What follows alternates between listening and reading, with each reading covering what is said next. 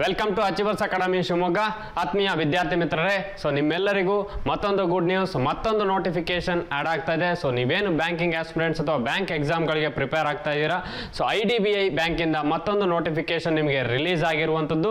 So ಅದನ್ನೇ ನಾವು IDBI PGDF course ಅಂತಲೂ ಹೇಳ್ತೀವಿ. ಸೊ 2021 ಮತ್ತು 22ಗೆ ಅಂದರೆ PGDF ಕೋರ್ಸ್ ಅಂತ ಹೇಳ್ತೀವಿ, post graduated diploma in banking and finance ಅಂತ ಹೇಳ್ತೀವಿ. ಸೊ ಅದಕ್ಕೂ ಕೂಡ ಎಂಟ್ರೆನ್ಸ್ ಎಕ್ಸಾಮನ್ನು ಕಂಡಕ್ಟ್ ಮಾಡ್ತಾರೆ. ಸೊ ನೀವು ಎಂಟ್ರೆನ್ಸ್ ಎಕ್ಸಾಮ್ ಮುಖಾಂತರ ಆ ಕೋರ್ಸಿಗೆ ಜಾಯಿನ್ ಆಗಬೇಕಾಗತ್ತೆ. ಸೊ ಆ ಕೋರ್ಸಲ್ಲಿ ನಿಮಗೆ ಟ್ರೈನಿಂಗ್ನ ಪ್ರೊವೈಡ್ ಮಾಡ್ತಾರೆ. So after that training complete ಆದಮೇಲೆ ನಿಮಗೆ ಸೊ ಆ್ಯಕ್ಚುಲ್ ಏನು ಪೊಸಿಷನ್ ಇದೆ ಆ ಪೊಸಿಷನನ್ನು ಅಲಾಟ್ಮೆಂಟ್ ಮಾಡುವಂಥದ್ದು. ಸೊ ಅದನ್ನೇ ನಾವು ಹೇಳ್ತೀವಿ post graduate diploma in banking and finance ಅಂತ ಹೇಳ್ತಾ ಹೋಗ್ತೀವಿ. ಸೊ ಅಲ್ಲಿ ನಿಮಗೆ PGDF ಕೋರ್ಸ್ ಅಂತ ಕಂಡಕ್ಟ್ ಮಾಡ್ತಾ ಹೋಗ್ತಾರೆ. ಸೊ PGDF ಕೋರ್ಸು ಕೂಡ ನಿಮಗೆ ಸಿಂಗಲ್ ಎಕ್ಸಾಮ್ ಆಗಿರುತ್ತೆ. ಸೊ ನೀವು ಒಂದು ಎಕ್ಸಾಮನ್ನು ಅಟೆಂಡ್ ಮಾಡಬೇಕಾಗಿರುತ್ತೆ. ಸೊ ಅದು ಕೂಡ ನಿಮ್ಮ ಸೇಮ್ ಬ್ಯಾಂಕಿಂಗ್ ಎಕ್ಸಾಮ್ ಏನಿರುತ್ತೋ ಅದೇ ರೀತಿ ಇರುತ್ತೆ. ಕ್ವಾಂಟಿಟೇಟಿವ್ ಆಪ್ಟಿಟ್ಯೂಡ್ ಆಗಿರ್ಬೋದು, ಇಂಗ್ಲೀಷ್ ಆಗಿರ್ಬೋದು, ಅಥವಾ ನಿಮ್ಮ ರೀಸನಿಂಗ್ ಕಾನ್ಸೆಪ್ಟ್ಸ್ಗಳಾಗಿರ್ಬೋದು. ಸೊ ಸೇಮ್ ಕಾನ್ಸೆಪ್ಟ್ಸ್ಗಳೇ ಇರುತ್ತೆ. ಸೊ ಸಿಂಗಲ್ ಎಕ್ಸಾಮು, ಯಾವುದೇ ಪ್ರಿಲಿಮ್ಸ್ ಆ್ಯಂಡ್ ಮೈನ್ಸ್ ಎರಡು ಎಕ್ಸಾಮ್ಗಳಿರಲ್ಲ, ಒಂದು ಎಕ್ಸಾಮ್ ಇರುತ್ತೆ. ನೀವು ಎಕ್ಸಾಮನ್ನು ಕ್ಲಿಯರ್ ಮಾಡಿದ್ರಿ ಅಂದರೆ ನೀವು ಡೈರೆಕ್ಟಾಗಿ PGDF ಕೋರ್ಸಿಗೆ ಎಂಟ್ರೆನ್ಸನ್ನು ಪಡ್ಕೊಳ್ಬೋದು. ಸೊ ನೆಕ್ಸ್ಟ್ ನಿಮಗೆ ಏನು ಟ್ರೈನಿಂಗನ್ನು ಪ್ರೊವೈಡ್ ಮಾಡ್ತಾರೆ ಆ PGDF ಕೋರ್ಸಲ್ಲಿ ಬೇಸ್ಡ್ ಆನ್ ದಟ್ ನಿಮಗೆ ಅಪಾಯಿಂಟ್ಮೆಂಟನ್ನು ಅಥವಾ ಅಪಾಯಿಂಟ್ಮೆಂಟ್ ಕೊಡ್ತಾ ಹೋಗ್ತಾರೆ. ಸೊ ಹಾಗಾದರೆ ಆ PGDF ಕೋರ್ಸ್ ಅಂದರೆ ಏನು, ಯಾವ ರೀತಿ PGDF ಕೋರ್ಸ್ ಇರುತ್ತೆ ಅನ್ನೋ ಡೀಟೇಲ್ಸನ್ನು ನಾನು ಇವತ್ತು ನಿಮಗೆ ಕೊಡ್ತಾ ಹೋಗ್ತೀನಿ. ಸೊ ಬೇಸ್ಡ್ ಆನ್ ದಟ್ ನಿಮಗೂ ಕೂಡ ಆ PGDF ಕೋರ್ಸಿಗೆ ಜಾಯಿನ್ ಆಗಲಿಕ್ಕೆ ಈಸಿ ಆಗ್ತಾ ಹೋಗುತ್ತೆ. ಸೊ ಹಾಗಾದರೆ ನಾವು ಆ PGDF ಕೋರ್ಸ್ಗಳನ್ನು ನೋಡ್ತಾ ಹೋಗೋದಾದ್ರೆ ಸೊ ಅಲ್ಲಿ ಯಾವ ರೀತಿ ನಿಮಗೆ ಎಕ್ಸಾಮನ್ನು ಕಂಡಕ್ಟ್ ಮಾಡ್ತಾರೆ ಅಂತ. ಸೊ ಅದೇ ರೀತಿ ನಮ್ಮಲ್ಲೇ ನ್ಯೂ ಬ್ಯಾಚ್ ಸ್ಟಾರ್ಟ್ ಆಗಿದೆ. ಸೊ ಅದಕ್ಕೂ ಕೂಡ ನೀವು ಜಾಯಿನ್ ಆಗ್ಬೋದು. ಸೊ ಯಾರೆಲ್ಲ ಬ್ಯಾಂಕಿಂಗ್ ಆಸ್ಪಿರೆಂಟ್ಸ್ ಇದ್ದೀರಾ, ಸೊ ಮುಂಬರ್ತಕ್ಕಂತಹ ದಿನಗಳಲ್ಲಿ IBPS ಕ್ಲರ್ಕ್ ನೋಟಿಫಿಕೇಶನ್ ರೀನೋಟಿಫಿಕೇಶನ್ ಆಗುತ್ತೆ. ಆಲ್ರೆಡಿ ನೋಟಿಫಿಕೇಶನ್ ಆಗಿರುವಂತಹ ನೋಟಿಫಿಕೇಶನ್ ಹೋಲ್ಡ್ ಆಗಿರುವಂಥದ್ದು, ಬಟ್ ನೆಕ್ಸ್ಟ್ ರೀನೋಟಿಫಿಕೇಶನ್ ಆಗುತ್ತೆ, ಅಥವಾ IBPS SO ನೋಟಿಫಿಕೇಶನ್ ಆಗುತ್ತೆ, ಅಥವಾ IBPS PO ನೋಟಿಫಿಕೇಶನ್ಸ್ ಆಗುತ್ತೆ, ಅಥವಾ ಇನ್ಶೂರೆನ್ಸ್ ಡಿಪಾರ್ಟ್ಮೆಂಟ್ಗಳಲ್ಲಿ ಸಾಕಷ್ಟು ರಿಕ್ರೂಟ್ಮೆಂಟ್ ನೋಟಿಫಿಕೇಶನ್ಸ್ಗಳು ನಿಮಗೆ ಸಿಗ್ತಾ ಹೋಗುತ್ತೆ. ಹಾಗಾಗಿ ನೀವು ಆ ನೋಟಿಫಿಕೇಶನ್ಸ್ಗಳು ಬರೋದಕ್ಕೂ ಮೊದಲು ನಿಮ್ಮ ಪ್ರಿಪ್ರೇಷನ್ ಅನ್ನು ನೀವು ಸ್ಟ್ರಾಂಗ್ ಮಾಡ್ಕೊಳ್ಳಿ. ಸೊ ನೀವು ನಮ್ಮೊಂದಿಗೆ ಜಾಯಿನ್ ಆದರೆ ನಮ್ಮಲ್ಲೂ ಕೂಡ ಬ್ಯಾಚಸ್ ಸ್ಟಾರ್ಟ್ ಆಗಿದೆ. ಸೊ ಆ ಬ್ಯಾಚಿಗೂ ಕೂಡ ನೀವು ಜಾಯಿನ್ ಆಗ್ಬೋದು. ಸೊ ಈ ಫೆಸಿಲಿಟೀಸ್ನ ನೀವು ಯೂಸ್ ಮಾಡ್ಕೊಳ್ಳಿ ಅಂತ ಹೇಳ್ತಾ, ಯಾಕಂದರೆ ಇಲ್ಲಿ ನಿಮಗೆ ಕಾಂಟ್ಯಾಕ್ಟ್ ನಂಬರ್ ಇದೆ. ಸೊ ಆ ಕಾಂಟ್ಯಾಕ್ಟ್ ನಂಬರ್ಗೆ ಕಾಂಟ್ಯಾಕ್ಟ್ ಮಾಡಿದ್ರೆ ನಿಮಗೆ ಡೀಟೇಲ್ಸನ್ನು ಪ್ರೊವೈಡ್ ಮಾಡ್ತಾ ಹೋಗ್ತಾರೆ. ಸೊ ಹಾಗಾದರೆ ಈ IDBF ಬ್ಯಾಂಕ್ PGDF ಕೋರ್ಸ್ ನೋಡ್ತಾ ಹೋಗೋದಾದ್ರೆ ಇಲ್ಲಿ ನಿಮಗೆ ಝೋನಲ್ ವೈಸ್ ಅವರು ಡಿಸ್ಟ್ರಿಬ್ಯೂಷನ್ ಮಾಡಿರ್ತಾರೆ, ಅಥವಾ ಯಾವ್ಯಾವ ಝೋನಿಗೆ ಯಾವ್ಯಾವ ಸ್ಟೇಟ್ಗಳು ಬರುತ್ತೆ ಅನ್ನುವಂಥದ್ದು. ಅದೇ ರೀತಿ ಅದರಲ್ಲಿ ನಾವು ಟೆಂಟೇಟಿವ್ ಡೇಟ್ಸನ್ನು ನೋಡ್ತಾ ಹೋಗೋಣ. So starting date of registration ಆಗಿರ್ಬೋದು, ಅಥವಾ ಕ್ಲೋಸಿಂಗ್ ಡೇಟ್ ಆಫ್ ರಿಜಿಸ್ಟ್ರೇಷನ್ ಆಗಿರ್ಬೋದು, ಅಥವಾ ಟೆಂಟೇಟಿವ್ ಡೇಟ್ ಆಫ್ ಎಕ್ಸಾಮ್ ಆಗಿರ್ಬೋದು ನಿಮಗೆ. ಅದೇ ರೀತಿ ಎಲಿಜಿಬಿಲಿಟಿ ಕ್ರೈಟೀರಿಯಾ, ಸೊ ಯಾರೆಲ್ಲ ಎಲಿಜಿಬಲ್ ಆಗಿರ್ತಾರೆ ಆ PGDF ಕೋರ್ಸ್ ಅಥವಾ PGDF ಕೋರ್ಸಿಗೆ ಜಾಯಿನ್ ಆಗಬೇಕಾದ್ರೆ ನೀವೇನು ಆನ್ಲೈನ್ ಎಕ್ಸಾಮ್ ಇದೆ ಆ ಆನ್ಲೈನಿನ ಎಕ್ಸಾಮನ್ನು ಬರೀಬೇಕಾದ್ರೆ ನಿಮ್ಮ ಎಲಿಜಿಬಿಲಿಟಿ ಕ್ರೈಟೀರಿಯಾ ಯಾವ ರೀತಿ ಇರಬೇಕು, ಅಥವಾ ಸೆಲೆಕ್ಷನ್ ಪ್ರೋಸೆಸ್ ಆಗಿರ್ಬೋದು. ಸೊ ಅದು ಇಂಟರ್ವ್ಯೂ ಇರುತ್ತಾ ಅಥವಾ ಓನ್ಲಿ ಎಕ್ಸಾಮ್ ಅನ್ನೋದನ್ನು ನೋಡ್ತಾ ಹೋಗೋಣ. ಅದೇ ರೀತಿ online examination, so online examination pattern ಯಾವ ರೀತಿ ಇರುತ್ತೆ, ಯಾವೆಲ್ಲ ಸೆಕ್ಷನಿಂದ ಎಷ್ಟು ಮಾರ್ಕ್ಸಿಗೆ ನಿಮಗೆ ಕ್ವಶನ್ಸನ್ನು ಕೇಳ್ತಾರೆ, ಅದೇ ರೀತಿ ಎಕ್ಸಾಮಿನೇಷನ್ ಸೆಂಟರ್ ಯಾವೆಲ್ಲ ಸಿಟಿಗಳಲ್ಲಿ ಎಕ್ಸಾಮನ್ನು ಕಂಡಕ್ಟ್ ಮಾಡ್ತಾ ಹೋಗ್ತಾರೆ. ಸೊ ಈ ಡೀಟೇಲ್ಸ್ಗಳ ಬಗ್ಗೆ ನಾನು ಇವತ್ತು ಈ ನೋಟಿಫಿಕೇಶನಲ್ಲಿ ಇನ್ ಡೀಟೇಲ್ ಆಗಿ ಡಿಸ್ಕಸ್ ಮಾಡ್ತಾ ಹೋಗ್ತೀನಿ.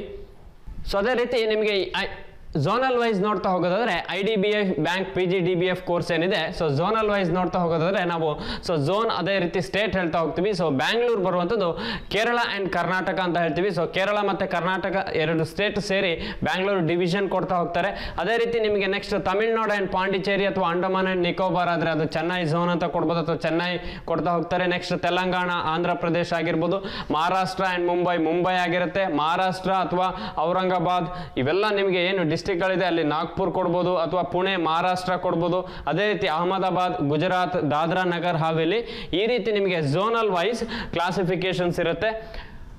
ಸೊ ಅದೇ ರೀತಿ ನೆಕ್ಸ್ಟ್ ನಿಮಗೆ ಝೋನ್ ಅದೇ ರೀತಿ ಕಂಟಿನ್ಯೂಷನ್ ನೋಡ್ತಾ ಹೋಗೋದ್ರೆ ಮಧ್ಯಪ್ರದೇಶ್ ಇದೆ. ಸೊ ಅಲ್ಲಿ ಭೂಪಾಲ್ ಅಥವಾ ಚಂಡೀಗಢ ಹರಿಯಾಣ, ಹಿಮಾಚಲ್ ಪ್ರದೇಶ್ ಆಗಿರ್ಬೋದು.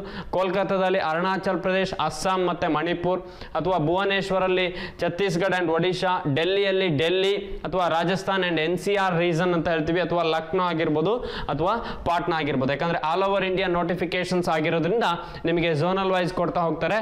ನೆಕ್ಸ್ಟು ಸೊ ಏನು ನೋಟಿಫಿಕೇಶನ್ಸ್ ಇದೆ ಆ ನೋಟಿಫಿಕೇಶನ್ ನಾವು ಕ್ವಿಕ್ ಆಗಿ ನೋಡೋದಾದ್ರೆ ಸೊ ಜಸ್ಟ್ ಎಷ್ಟು ಪೋಸ್ಟ್ ಇದೆ, ಅದೇ ರೀತಿ ಟೆಂಟೇಟಿವ್ ಡೇಟ್ಸ್ ಯಾವ್ದು ಅಥವಾ ಏಜ್ ಕ್ವಾಲಿಫಿಕೇಶನ್ಸ್ ಬಂದ್ರೆ ಏಜ್ ಯಾವ ರೀತಿ ಇರಬೇಕು ಅಥವಾ ಯಾವೆಲ್ಲ ಏಜ್ ಗ್ರೂಪ್ ಅಲ್ಲಿ ಇರುವಂತವ್ರು ಎಲಿಜಿಬಲ್ ಆಗಿರ್ತಾರೆ. So candidate essential educational qualification ಅಲ್ಲಿ ನಾವೇನ್ ಹೇಳ್ತೀವಿ ಅಂದ್ರೆ ಜಸ್ಟ್ ಡಿಗ್ರಿ ಆಗಿರಬೇಕು ಅಂತ ಹೇಳ್ತಾ ಹೋಗ್ತೀವಿ. A graduate from A recognised university. So graduation ಆಗಿದ್ರೆ ನೀವು ಅಪ್ಲೈ ಮಾಡ್ಲಿಕ್ಕೆ ಎಲಿಜಿಬಲ್ ಆಗಿರ್ತೀರಾ. ಅದೇ ರೀತಿ ಏಜ್ ನೋಡ್ತಾ ಬರೋದಂದ್ರೆ 21 to 28 ಏಜ್ ಗ್ರೂಪ್ ಅಲ್ಲಿ ಇರಬೇಕಾಗತ್ತೆ ಆಸ್ಪಿರೆಂಟ್ಸ್ಗಳು. ಸೊ ನೀವು ಯಾರೇ ಕೂಡ ಈ PGDBF ಕೋರ್ಸಿಗೆ ಜಾಯಿನ್ ಆಗ್ತೀರಾ ಅಂದ್ರೆ ನಿಮ್ಮ age group in between 21 to 28 ಆಗಿರಬೇಕು. ನೆಕ್ಸ್ಟ್ ಟೆಂಟೇಟಿವ್ ಡೇಟ್ ಆಫ್ ಎಕ್ಸಾಮಿಗೆ ಬಂದ್ರೆ ನಾವು 4/9/2021 ಅನ್ನೋದು ನಿಮ್ಮ ಟೆಂಟೇಟಿವ್ ಡೇಟ್ ಆಗಿರುತ್ತೆ ಆನ್ಲೈನ್ ಎಕ್ಸಾಮ್ ಇಂದು.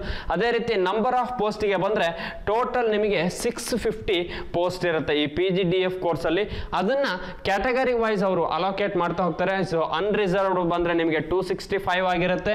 ಅದೇ ರೀತಿ SC ಆದ್ರೆ 97 ಆಗಿರುತ್ತೆ. ಅದೇ ರೀತಿ ST ಆದ್ರೆ 48 ಆಗಿರುತ್ತೆ. ಸೊ ಅದೇ ರೀತಿ EWS ಆದ್ರೆ 65 ಆಗಿರುತ್ತೆ.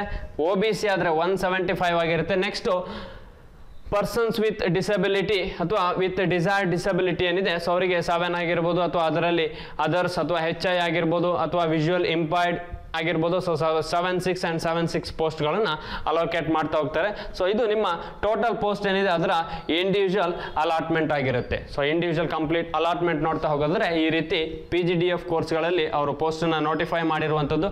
ಅದೇ ರೀತಿ ನೆಕ್ಸ್ಟು ಮೇಜರ್ ಆಗಿ ನಾವು ನೋಡ್ತಾ ಹೋಗುವಂಥದ್ದು ಏಜ್ ಗ್ರೂಪ್. ಸೊ ಯಾರೆಲ್ಲ ಈ ಎಕ್ಸಾಮಿಗೆ ಅಥವಾ PGDF ಕೋರ್ಸಿಗೆ ಎಲಿಜಿಬಲ್ ಆಗಲಿಕ್ಕೆ ನೀವು ನಿಮ್ಮ ಏಜ್ ಗ್ರೂಪ್ ಯಾವ ರೀತಿ ಇರಬೇಕು ಅಂತ ನೋಡ್ತಾ ಹೋಗ್ತೀವಿ.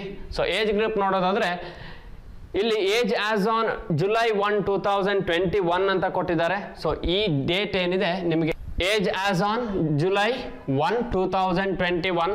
ಸೊ ಇಲ್ಲಿ ಮಿನಿಮಮ್ 21 ಇಯರ್ಸ್ ಆಗಿರಲೇಬೇಕು. ಸೊ ಅದೇ ರೀತಿ ಮ್ಯಾಕ್ಸಿಮಮ್ 28 ಇಯರ್ಸ್ ಆಗಿರುತ್ತೆ. ಇದು ನಿಮ್ಮ general merit category. Next age relaxation ಕೂಡ ಇರುತ್ತೆ ಅಪ್ಪರ್ ಏಜ್ ಲಿಮಿಟ್ ಬೇಸ್ ಮೇಲೆ. ನೆಕ್ಸ್ಟ್ ಇನ್ನು ಅವರು ಸ್ಪೆಸಿಫಿಕ್ ಆಗಿ ಕೆಲವೊಂದು ನಿಮಗೆ ಡೇಟ್ಸ್ಗಳನ್ನು ಕೊಟ್ಟಿರ್ತಾರೆ, ಹಾಗಾಗಿ ಅದು ಕೂಡ ಗೊತ್ತಿರಬೇಕಾಗುತ್ತೆ. ಸೊ ನೀವು ಯಾವಾಗ ಅಥವಾ ನಾಟ್ ಮೋರ್ ದ್ಯಾನ್ 2/7/1993, ಅದೇ ರೀತಿ ನಾಟ್ ಲೇಟರ್ ದ್ಯಾನ್ 1/7/2000. ಸೊ ಇದು ಕೂಡ ನಿಮಗೆ ಇನ್ಕ್ಲೂಸಿವ್ ಡೇಟ್ ಆಗಿರುತ್ತೆ. ಅಂದ್ರೆ have been Born not earlier ಅಂದ್ರೆ 2/7/1993 ಗಿಂತ ಮೊದಲು ಬಾರ್ನ್ ಆಗಿರ್ಬೋದು ಅಥವಾ ಲೇಟರ್ 1/7/2000 ಆದ್ಮೇಲೆ ನೀವು ಬಾರ್ನ್ ಆಗಿರಬಾರ್ದು. ಸೊ ಈ ಡೇಟ್ ಕೂಡ ಗೊತ್ತಿರಬೇಕಾಗತ್ತೆ. ಅದೇ ರೀತಿ 21 to 28 ಇದು ನಿಮ್ಮ ಏಜ್ ಲಿಮಿಟ್ ಆಗಿರುತ್ತೆ. ಸೊ ನಾರ್ಮಲ್ ಅಥವಾ ಜನರಲ್ ಕ್ಯಾಟಗರಿ. ನೆಕ್ಸ್ಟ್ ರಿಲ್ಯಾಕ್ಸೇಷನ್ ಕೂಡ ಇರುತ್ತೆ. ಆ ರಿಲ್ಯಾಕ್ಸೇಷನ್ ಕೂಡ ಅಪ್ಪರ್ ಏಜ್ ಲಿಮಿಟ್ ಬೇಸ್ ಮೇಲೆ ನಿಮಗೆ ಕೊಡ್ತಾ ಹೋಗ್ತಾರೆ. So upper age limit base ಮೇಲೆ ಏನು ರಿಲ್ಯಾಕ್ಸೇಷನ್ ಇದೆ ಅದನ್ನು ಕೂಡ ನೀವು ಚೆಕ್ ಮಾಡ್ಕೊಳ್ಬೋದು. ಸೊ ನಿಮ್ಮ ಏನು ನಾರ್ಮಲ್ ಎಕ್ಸಾಮ್ಗಳಲ್ಲಿ ಅಪ್ಪರ್ ಏಜ್ ಲಿಮಿಟ್ ಇರುತ್ತೋ ಸೊ ಅದೇ ರೀತಿ ಇಲ್ಲೂ ಕೂಡ ನಿಮಗೆ ಅಪ್ಪರ್ ಏಜ್ ಲಿಮಿಟ್ ಮೇಲೆ ರಿಲ್ಯಾಕ್ಸೇಷನ್ ಕೊಡ್ತಾ ಹೋಗ್ತಾರೆ. ಸೊ ಅದೇ ರೀತಿ ಈ ರಿಲ್ಯಾಕ್ಸೇಷನ್ಸ್ ನಾವು ನೋಡೋದಾದ್ರೆ ಇಲ್ಲಿ ನಿಮಗೆ ಕ್ಯಾಟಗರಿ ವೈಸ್ ರಿಲ್ಯಾಕ್ಸೇಷನ್ ಕೊಡ್ತಾ ಹೋಗ್ತಾರೆ. ಸೊ ಅದರಲ್ಲಿ ಫಸ್ಟ್ ಶೆಡ್ಯೂಲ್ಡ್ ಕ್ಯಾಸ್ಟ್ ಅಥವಾ scheduled tribe SC and ST ಅಂತ ನಾವು ಹೇಳ್ತೀವಿ. ಸೊ ಇಲ್ಲಿ ನಿಮಗೆ 5 ಇಯರ್ಸ್ ರಿಲ್ಯಾಕ್ಸೇಷನ್ ಇರುತ್ತೆ. ಸೊ ಅಂದ್ರೆ ಏನು ಅಪ್ಪರ್ ಏಜ್ ಲಿಮಿಟ್ ಇದೆ 28, ಅದಕ್ಕೆ 5 ಇಯರ್ಸ್ ರಿಲ್ಯಾಕ್ಸೇಷನ್ ಕೊಡ್ತಾ ಹೋಗ್ತಾರೆ ನಿಮಗೆ. ಸೊ 28 + 5 ಇಯರ್ಸ್ ಅಂದ್ರೆ ನೀವು 33 ಇಯರ್ಸ್ ತನಕ ಎಕ್ಸಾಮ್ ಬರೀಬಹುದು.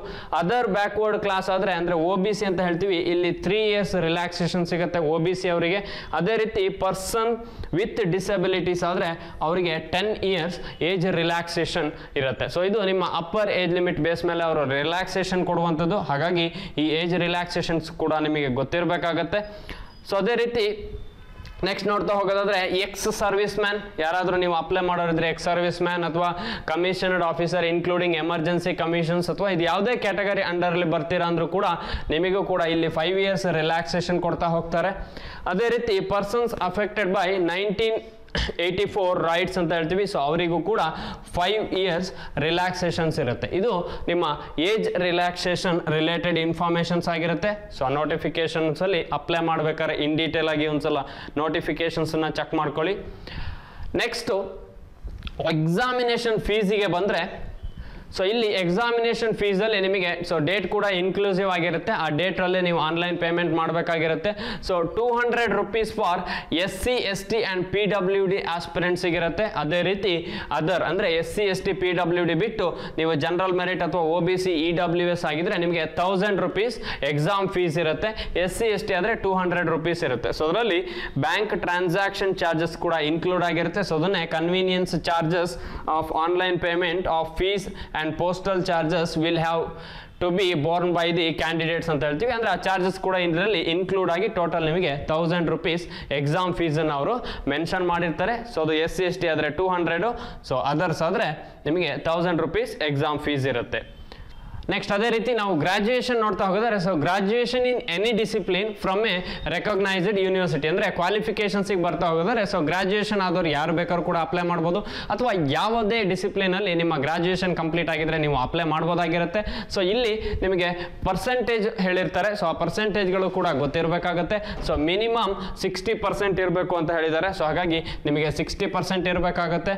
ಅದೇ ರೀತಿ ನೀವು ಜನರಲ್ ಮೆರಿಟ್ ಆದ್ರೆ ಇನ್ ಕೇಸ್ ಕ್ಯಾಟಗರಿ ಆದ್ರೆ 55% ಇರಬೇಕಾಗುತ್ತೆ ನಿಮ್ಮ ಗ್ರಾಜುಯೇಷನ್ ಅಲ್ಲಿ. ಸೊ ಅದು ನಿಮ್ಮ ಎಜುಕೇಶನಲ್ ಕ್ವಾಲಿಫಿಕೇಶನ್ ಕ್ರೈಟೀರಿಯಾಗೆ ಬಂದ್ರೆ so candidates should have final year ಅಂದ್ರೆ ಫೈನಲ್ ಇಯರ್ ರಿಸಲ್ಟ್ಸ್ ಏನಿದೆ ಆ ಫೈನಲ್ ಇಯರ್ ರಿಸಲ್ಟ್ಸ್ ನಿಮಗೆ ಜುಲೈ 1, 2021 ನ ಪ್ರಿಯರ್ ಅಥವಾ ಅದರ ಹಿಂದೆ ಅದು ಡಿಕ್ಲೇರ್ ಆಗಿರಬೇಕು. ಸೊ ಅದನ್ನೇ ಅವ್ರು ಹೇಳ್ತಾರೆ declared on as on before July 1, 2021 ಅಲ್ಲಿ ನಿಮಗೆ ರಿಸಲ್ಟ್ ಡಿಕ್ಲೇರ್ ಆಗಿದ್ರೆ ಮಾತ್ರ ನೀವು ಎಲಿಜಿಬಲ್ ಆಗಿರ್ತೀರಾ.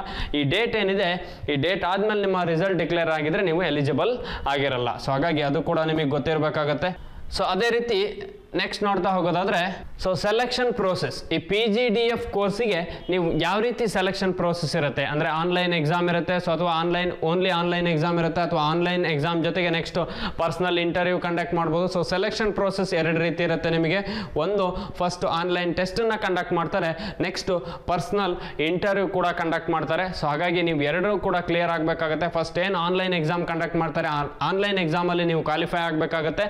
ಸೊ ಅದಾದ್ಮೇಲೆ ನೆಕ್ಸ್ಟ್ ನೀವು ಪರ್ಸನಲ್ ಇಂಟರ್ವ್ಯೂ ಇರುತ್ತೆ, ಆ ಪರ್ಸನಲ್ ಇಂಟರ್ವ್ಯೂ ಕೂಡ ಕ್ವಾಲಿಫೈ ಆಗಬೇಕಾಗುತ್ತೆ. ಸೊ ಅದೇ ರೀತಿ ನಾವು ಆನ್ಲೈನ್ ಎಕ್ಸಾಮ್ ಅನ್ನ ನೋಡ್ತಾ ಬಂದ್ರೆ ಸೊ ಆನ್ಲೈನ್ ಎಕ್ಸಾಮ್ ಸ್ಟ್ರಕ್ಚರ್ ಯಾವ ರೀತಿ ಇರುತ್ತೆ ಅನ್ನೋದು ನೋಡೋದಾದ್ರೆ ಸೊ ಆನ್ಲೈನ್ ಎಕ್ಸಾಮ್ ಅಲ್ಲಿ ನಿಮಗೆ 4 ಸೆಕ್ಷನ್ಸ್ ಇರುತ್ತೆ. ಸೊ ಇಲ್ಲಿ first logical reasoning and data analysis and interpretations ಅಂತ ಹೇಳ್ತೀವಿ. ಸೊ ಅಲ್ಲೂ ಕೂಡ ನಿಮಗೆ ನಂಬರ್ ಆಫ್ ಕ್ವಶನ್ಸ್ಗೆ ಬಂದ್ರೆ 60 ಕ್ವಶನ್ಸ್ ಇರುತ್ತೆ 60 ಮಾರ್ಕ್ಸಿಗೆ. ಅದೇ ರೀತಿ ನೆಕ್ಸ್ಟ್ ಇಂಗ್ಲಿಷ್ ಲ್ಯಾಂಗ್ವೇಜ್ ಇರುತ್ತೆ. ಸೊ ಇಂಗ್ಲಿಷ್ ಲ್ಯಾಂಗ್ವೇಜ್ ಕೂಡ ನಿಮಗೆ 40 ಕ್ವಶನ್ಸ್ ಇರುತ್ತೆ 40 ಮಾರ್ಕ್ಸಿಗೆ. ನೆಕ್ಸ್ಟ್ ಕ್ವಾಂಟಿಟೇಟಿವ್ ಆಪ್ಟಿಟ್ಯೂಡ್ ಸೆಕ್ಷನ್ ಇರುತ್ತೆ 40 ಕ್ವಶನ್ಸ್ 40 ಮಾರ್ಕ್ಸಿಗೆ ಇರುತ್ತೆ. ಜನರಲ್ ಎಕಾನಮಿ ಬ್ಯಾಂಕಿಂಗ್ ಅವೇರ್ನೆಸ್ ಅಂದ್ರೆ ಜನರಲ್ ನಾಲೆಡ್ಜ್ ಆಗಿರ್ಬೋದು, ಎಕಾನಮಿ ಬೇಸ್ಡ್ ಕ್ವಶನ್ಸ್ ಅಥವಾ ಎಕನಾಮಿಕ್ ಬೇಸ್ಡ್ ಅವೇರ್ನೆಸ್ ಆಗಿರ್ಬೋದು, ಬ್ಯಾಂಕಿಂಗ್ ಅವೇರ್ನೆಸ್ ಆಗಿರ್ಬೋದು, ಈ ಫೀಲ್ಡಲ್ಲೂ ಕೂಡ ನಿಮಗೆ ಕ್ವಶನ್ಸ್ ಅನ್ನ ಕೇಳ್ತಾರೆ. 60 ಕ್ವಶನ್ಸ್ ಇರುತ್ತೆ 60 ಮಾರ್ಕ್ಸಿಗೆ. ಟೋಟಲ್ ಆಗಿ ನಿಮಗೆ 200 ಕ್ವಶನ್ 200 ಮಾರ್ಕ್ಸಿಗೆ ಎಕ್ಸಾಮ್ ಅನ್ನ ಕಂಡಕ್ಟ್ ಮಾಡ್ತಾರೆ, ಆನ್ಲೈನ್ ಎಕ್ಸಾಮ್ ಅನ್ನ ಕಂಡಕ್ಟ್ ಮಾಡ್ತಾರೆ. ಸೊ ಟೋಟಲ್ ಆಗಿ ನಿಮಗೆ ಕಾಂಪೋಸಿಟ್ ಟೈಮ್ ಆಫ್ 120 ಮಿನಿಟ್ಸ್ ಅಂತ ಹೇಳ್ತೀವಿ. ಸೊ ಅಂದ್ರೆ ಯಾವುದೇ ಸೆಕ್ಷನಲ್ ಟೈಮಿಂಗ್ಸ್ ಇರಲ್ಲ, ಅಂದ್ರೆ ಇಂಡಿವಿಜುವಲ್ ಸೆಕ್ಷನ್ ವೈಸ್ ಇಂಗ್ಲಿಷ್ ಆಗಿರ್ಬೋದು, ಕ್ವಾಂಟ್ಸ್ ಆಗಿರ್ಬೋದು, ರೀಸನಿಂಗ್ ಆಗಿರ್ಬೋದು, ಜನರಲ್ ಅವೇರ್ನೆಸ್ ಆಗಿರ್ಬೋದು, ಸೆಕ್ಷನಲ್ ಟೈಮ್ ಇರಲ್ಲ. ಓವರ್ ಆಲ್ ಆಗಿ ನಿಮಗೆ 120 ಮಿನಿಟ್ಸ್ ಟೈಮಿಂಗ್ಸ್ ಅನ್ನ ಕೊಡ್ತಾರೆ. ಸೊ ಬೇಸ್ಡ್ ಆನ್ ದಟ್ ನೀವು ಆ 120 ಮಿನಿಟ್ಸ್ ಅಲ್ಲಿ ಈ 4 ಸೆಕ್ಷನ್ಸ್ ನ ನೀವು ಅಟೆಂಡ್ ಮಾಡಬೇಕಾಗುತ್ತೆ. Next prerequisites for applying online ಅಂದ್ರೆ ಆನ್ಲೈನ್ ಎಕ್ಸಾಮ್ ಅಥವಾ ನೀವು ಆನ್ಲೈನ್ ಅಲ್ಲಿ ಏನು ಅಪ್ಲಿಕೇಶನ್ಸ್ ಅಥವಾ ಏನು ಎಕ್ಸಾಮಿಗೆ ಅಪ್ಲೈ ಮಾಡ್ತೀರಾ. ಸೊ ಕೆಲವೊಂದು ಪ್ರೀ ರಿಕ್ವಿಸಿಟ್ಸ್ ನಿಮಗೆ ಗೊತ್ತಿರಬೇಕಾಗುತ್ತೆ. ನೀವು ಯಾವುದೇ ಎಕ್ಸಾಮ್ ಅನ್ನು ಅಪ್ಲೈ ಮಾಡ್ಬೇಕಾದ್ರೆ ಬ್ಯಾಂಕಿಂಗ್ ಆಗಿರ್ಬೋದು, SSC ಆಗಿರ್ಬೋದು, ಅಥವಾ ರೈಲ್ವೆ ಆಗಿರ್ಬೋದು, ಸೊ ಈ ಡಾಕ್ಯುಮೆಂಟ್ಸ್ಗಳು ನಿಮ್ಮ ಜೊತೆ ರೆಡಿ ಇರಬೇಕಾಗತ್ತೆ. ಸೊ ಅದು ನಿಮ್ಮ ಫೋಟೋಗ್ರಾಫ್ ಆಗಿರ್ಬೋದು. ಸೊ ಒಂದು ಸಲ ನೀವು ಸ್ಕ್ಯಾನ್ ಮಾಡ್ಕೊಂಡ್ರೆ ಅದು ಕನ್ಫರ್ಮ್. ನೆಕ್ಸ್ಟ್ ಯಾವುದೇ ಎಕ್ಸಾಮಿಗೆ ಬೇಕಾದ್ರೂ ಅಪ್ಲೈ ಮಾಡ್ಬೋದು. ಫೋಟೋಗ್ರಾಫ್ ಇರಬೇಕಾಗತ್ತೆ, ಸಿಗ್ನೇಚರ್ ಇರಬೇಕಾಗತ್ತೆ, ಅದೇ ರೀತಿ ನಿಮ್ಮ ಲೆಫ್ಟ್ ಥಂಬ್ ಇಂಪ್ರೆಷನ್, ಅದೇ ರೀತಿ ಹ್ಯಾಂಡ್ ರಿಟನ್ ಡಿಕ್ಲರೇಷನ್ ಅಥವಾ ವ್ಯಾಲಿಡ್ ಪರ್ಸನಲ್ ಮೇಲ್ ID ಅಂತ ಹೇಳ್ತೀವಿ. ಸೊ ಈ ಡಾಕ್ಯುಮೆಂಟ್ಸ್ಗಳು ನಿಮ್ಮ ಜೊತೆ ಇರಬೇಕಾಗತ್ತೆ. ಬೇಸ್ಡ್ ಆನ್ ದಟ್ ನೀವೇನು ಮಾಡ್ಬೋದು ಆ ಎಕ್ಸಾಮಿಗೆ ಅಪ್ಲೈ ಮಾಡ್ತಾ ಹೋಗ್ಬೋದು. ಸೊ ಅದೇ ರೀತಿ ನೆಕ್ಸ್ಟ್ ನಾವು ಎಕ್ಸಾಮ್ ಸೆಂಟರ್ ಅಂದ್ರೆ ಆನ್ಲೈನ್ ಎಕ್ಸಾಮ್ ಅಂತ ಹೇಳ್ತೀವಿ. ಸೊ ಆನ್ಲೈನ್ ಎಕ್ಸಾಮ್ ಯಾವೆಲ್ಲ ಸೆಂಟರ್ ಅಲ್ಲಿ ಕಂಡಕ್ಟ್ ಮಾಡ್ತಾರೆ ಅಥವಾ ಆನ್ಲೈನ್ ಎಕ್ಸಾಮ್ ಅನ್ನ ಯಾವೆಲ್ಲ ಸೆಂಟರ್ ಅಲ್ಲಿ ಆಸ್ಪಿರೆಂಟ್ಸ್ ಗೆ ಪ್ರೊವೈಡ್ ಮಾಡ್ತಾರೆ ಅಂತ ನೋಡೋದಾದ್ರೆ ಸೊ ನಿಮಗೆ ಕರ್ನಾಟಕದಲ್ಲಿ ಬೇರೆ ಬೇರೆ ಸ್ಟೇಟ್ಗಳಲ್ಲಿ ಬೇರೆ ಬೇರೆ ಸಿಟಿಗಳಲ್ಲಿ ಎಕ್ಸಾಮ್ ಅನ್ನ ಕಂಡಕ್ಟ್ ಮಾಡ್ತಾರೆ. ಸೊ ನಾವು ಇಲ್ಲಿ ಕರ್ನಾಟಕ ನೋಡೋದಾದ್ರೆ ಸೊ ನಿಮಗೆ ಬ್ಯಾಂಗ್ಳೂರ್ ಇರುತ್ತೆ, ಅದೇ ರೀತಿ ಬೆಳಗಾಂ ಇರುತ್ತೆ, ಬೀದರ್ ಇರುತ್ತೆ, ದಾವಣಗೆರೆ ಇರುತ್ತೆ, ಧಾರವಾಡ ಇರುತ್ತೆ, ಗುಲ್ಬರ್ಗ, ಅದೇ ರೀತಿ ನಿಮಗೆ ಮಂಡ್ಯ, ನೆಕ್ಸ್ಟ್ ಹಾಸನ್, ಹುಬ್ಳಿ, ಮ್ಯಾಂಗ್ಳೂರ್, ಮೈಸೂರು, ಶಿವಮೊಗ್ಗ, ಉಡುಪಿ ಇದಿಷ್ಟು ಸೆಂಟರ್ಗಳಲ್ಲಿ ನಿಮಗೆ ಎಕ್ಸಾಮನ್ನು ಕಂಡಕ್ಟ್ ಮಾಡ್ತಾರೆ. ಹಾಗಾಗಿ ನಿಮ್ಮ ನಿಯರೆಸ್ಟ್ ಸೆಂಟರ್ನ ನೀವು ಕೂಡ ಚೂಸ್ ಮಾಡ್ಕೊಳ್ಬೋದಾಗಿರುತ್ತೆ ಎಕ್ಸಾಮ್ ಸೆಂಟರ್ ಆಗಿ. ಸೊ ಅದೇ ರೀತಿ ಏನು ನಮ್ಮಲ್ಲಿ ಆನ್ಲೈನ್ ಬ್ಯಾಚ್ ಇದೆ, ಅಥವಾ ಏನು ಆನ್ಲೈನ್ ಎಕ್ಸಾಮ್ ಆಗಿರ್ಬೋದು, ಅಥವಾ ನಿಮ್ಮ ಬ್ಯಾಂಕಿಂಗ್ ಆಗಿರ್ಬೋದು, ಅಥವಾ ಅದೇ ರೀತಿ IDBI ಬ್ಯಾಂಕ್ ಆಗಿರ್ಬೋದು, SSC ಆಗಿರ್ಬೋದು, ರೈಲ್ವೆ ಆಗಿರ್ಬೋದು, ಸೊ ಎಲ್ಲ ಎಕ್ಸಾಮ್ಗಳಲ್ಲಿ ಎಕ್ಸಾಮಿಗೆ ನಮ್ಮಲ್ಲೇ ನಿಮಗೆ ಆಫ್ಲೈನ್ ಬ್ಯಾಚ್ ಇರುತ್ತೆ. ಸೊ ಆಫ್ಲೈನ್ ಬ್ಯಾಚಿಗೂ ಕೂಡ ನೀವು ಜಾಯ್ನ್ ಆಗ್ಬೋದು. ಸೊ ಮುಂಬರ್ತಕ್ಕಂತಹ ಎಕ್ಸಾಮ್ಗಳನ್ನು ಈಸಿಯಾಗಿ ಕ್ರ್ಯಾಕ್ ಮಾಡ್ಬೋದು. ಸೊ ಸಾಕಷ್ಟು ಟ್ರಿಕ್ಸ್ಗಳನ್ನು ನಿಮಗೆ ಅಲ್ಲಿ ಪ್ರೊವೈಡ್ ಮಾಡ್ತಾ ಹೋಗ್ತಾರೆ. ಬೇಸ್ಡ್ ಆನ್ ದ್ಯಾಟ್ ನೀವು ಕೂಡ ಎಕ್ಸಾಮನ್ನು ಕ್ರ್ಯಾಕ್ ಮಾಡಲಿಕ್ಕೆ ಅದು ನಿಮಗೆ ಹೆಲ್ಪ್ಫುಲ್ ಆಗುತ್ತೆ. ಹಾಗಾಗಿ ಸೊ ಇಲ್ಲೂ ಕೂಡ ನೀವು ನಮ್ಮೊಂದಿಗೆ ಜಾಯ್ನ್ ಆಗ್ಬೋದು. ಅದೇ ರೀತಿ ನಮ್ಮದೇ ಆದಂತಹ ಅಚೀವರ್ಸ್ ಕ್ಲಬ್ ಅನ್ನುವಂತಹ ಟೆಲಿಗ್ರಾಮ್ ಚಾನಲ್ ಇದೆ. ಅಲ್ಲೂ ಕೂಡ ನಿಮಗೆ ಮೆಟೀರಿಯಲ್ಸ್ ಅವೈಲಬಿಲಿಟಿ ಇರುತ್ತೆ. ಆ ಮೆಟೀರಿಯಲ್ಸನ್ನು ಕೂಡ ಯೂಸ್ ಮಾಡ್ಕೊಳ್ಳಿ. ಸೊ ಅದು ನಿಮಗೆ ಕ್ವಶನ್ ಪೇಪರ್ಸ್ ಆಗಿರ್ಬೋದು, ಅಥವಾ ನ್ಯೂಸ್ ಪೇಪರ್ಸ್ ಆಗಿರ್ಬೋದು, ಪ್ರತಿಯೊಂದು ಮೆಟೀರಿಯಲ್ಸ್ ಅವೈಲಬಿಲಿಟಿ ಇರುತ್ತೆ. ಅದನ್ನು ಕೂಡ ಯೂಸ್ ಮಾಡ್ಕೊಳ್ಬೋದು. ಅಥವಾ ವಾಟ್ಸಪ್ ಗ್ರೂಪ್ ಆಗಿರ್ಬೋದು, ಯೂಟ್ಯೂಬ್ ಚಾನಲ್ ಆಗಿರ್ಬೋದು, ಅಥವಾ ಟೆಲಿಗ್ರಾಮ್ ಗ್ರೂಪ್ಗಳಾಗಿರ್ಬೋದು. ಸೊ ಅದಕ್ಕೂ ಕೂಡ ನೀವು ಜಾಯ್ನ್ ಆಗಿ. ಯಾಕಂದರೆ ಫಸ್ಟ್ ಟೈಮ್ ಯಾರಾದರೂ ಯೂಟ್ಯೂಬ್ ವ್ಯೂವರ್ಸ್ ಇದ್ದರೆ, ಅಥವಾ ನೀವು ಜಾಯ್ನ್ ಆಗದೇ ಇದ್ದರೆ ಸಬ್ಸ್ಕ್ರೈಬ್ ಮಾಡ್ಕೊಳ್ಳಿ. ಅದೇ ರೀತಿ ಬೆಲ್ ಬಟನ್ನ ಕ್ಲಿಕ್ ಮಾಡಿ. ಯಾಕಂದರೆ ಯಾವುದೇ ಅಪ್ಕಮಿಂಗ್ ನೋಟಿಫಿಕೇಶನ್ಸ್ ಆಗಿರ್ಬೋದು, ಅಥವಾ ಯಾವುದೇ ವಿಡಿಯೋ ಕ್ಲಾಸ್ ಆಗಿರ್ಬೋದು, ನಿಮಗೆ ನೋಟಿಫಿಕೇಶನ್ ಸಿಗ್ತಾ ಹೋಗುತ್ತೆ. ಅಥವಾ ಟೆಲಿಗ್ರಾಮ್ ಗ್ರೂಪ್ಗೆ ನೀವು ಜಾಯ್ನ್ ಆದರೆ ಅಲ್ಲೂ ಕೂಡ ನಿಮಗೆ ಸಾಕಷ್ಟು ಮೆಟೀರಿಯಲ್ಸ್ನ ಪ್ರೊವೈಡ್ ಮಾಡ್ತಾ ಹೋಗ್ತೀವಿ. ಸೊ ಅದ್ರ ಮುಖಾಂತರ ಕೂಡ ನೀವು ನಿಮ್ಮ ಸ್ಟಡಿ ಅಥವಾ ನಿಮ್ಮ ಪ್ರಿಪ್ರೇಷನ್ನ ಡೇ ಬೈ ಡೇ ಅಪ್ಗ್ರೇಡ್ ಮಾಡ್ಕೊಳ್ಬೋದು ಅಂತ ಹೇಳ್ತಾ, ಸೊ ಯಾರೆಲ್ಲ ಈ ಕಾಂಪಿಟೇಟಿವ್ ಎಕ್ಸಾಮ್ಗಳಿಗೆ ಪ್ರಿಪೇರ್ ಆಗ್ತಾ ಇದ್ದಾರೆ, ಅದು ಬ್ಯಾಂಕಿಂಗ್ ಆಗಿರ್ಬೋದು, SSC ಆಗಿರ್ಬೋದು, ಅಥವಾ ರೈಲ್ವೆ ಆಗಿರ್ಬೋದು, ಸೊ ನಿಮ್ಮೆಲ್ಲರಿಗೂ ಕೂಡ ಮುಂಬರ್ತಕ್ಕಂತಹ ದಿನಗಳಲ್ಲಿ ಒಳ್ಳೆಯದಾಗಲಿ. Wish you all the best ಅಂತ ಹೇಳ್ತಾ ನಾನು ಇವತ್ತು ಕ್ಲಾಸನ್ನು ಕಂಪ್ಲೀಟ್ ಮಾಡ್ತಾ ಇದ್ದೀನಿ. Thank you for watching. Thank you.